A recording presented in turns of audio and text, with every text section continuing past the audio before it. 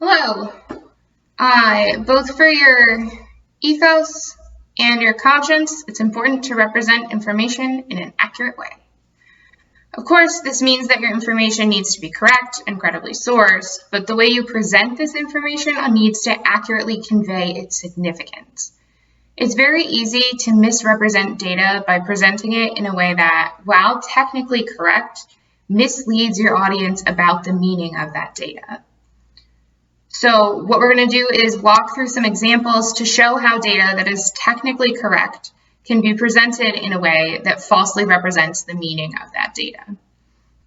So first, let's look at an example that's just raw information without any multimedia elements. This is a post I saw on Instagram that lists the toxins a child will have been contaminated with by a regular vaccine schedule. While the list is technically correct, we can see that the information is presented in an alarmist and misleading way. The parenthetical descriptions of the ingredients, for example, 2-phenoxyethanol, parentheses, antifreeze, formaldehyde, a carcinogen embalming agent, or potassium chloride used in a lethal injection. They also mislead the audience by putting everything in micrograms, a millionth of a gram, or a thousandth of a milligram, which drastically inflates the numbers.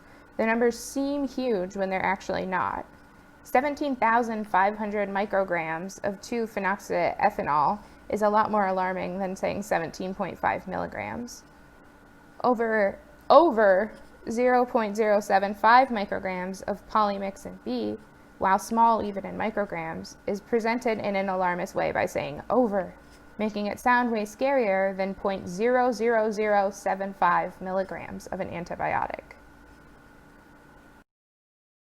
Once you notice this, their ethos is shot because they're manipulating the audience by presenting the data in a deliberately misleading, alarmist way. Their pathos is fucked because the emotional connection they're making isn't genuine, it's manipulative.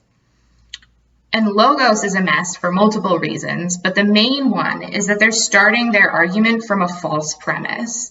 They're drawing false equivalencies and conveniently ignoring the basic rule of chemistry or toxic substances or pollution, which is that the dose makes the poison. Now I'm going to show you 3 election maps that visually represent the exact same data in very different ways and therefore with varying accuracy.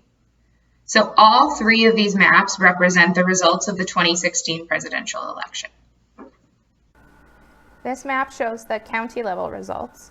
The information is technically correct, but it's misleading. The data is represented without any nuance or gradation for the victories in each county. This looks like overwhelming support, but we don't know the margin of victory for any of the counties, so that support is being overstated. This map also shows the county level results, but with a gradation for margin of victory. Now, with the gradation, we can see that in some places the support was more unanimous than in others. We can see the places where the margin of victory was tight. The gradation visualizes levels of support, which adds visual nuance for representing a complex situation. But the information is still kind of misleading. This is a map of every single vote cast in the 2016 presidential election. Notice the white space. Those are places where nobody lives. We can see where population is dense and where it's sparse, which is crucial context for something like this. In the first map, the red overwhelms the blue so much because huge swaths of unpopulated or sparsely populated land are filled in. So seeing every single vote adds even more gradation and nuance. We can see mixed opinions on a county, state, and national level represented.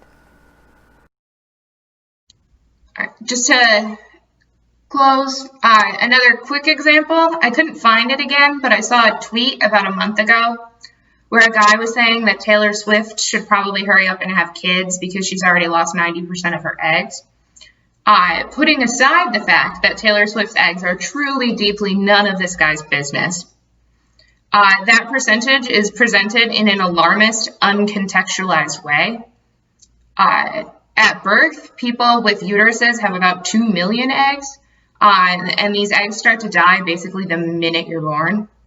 Before puberty, about 11,000 of those eggs die every month. So by the time someone is even able to get pregnant, they've already lost 90 or 80% of their eggs.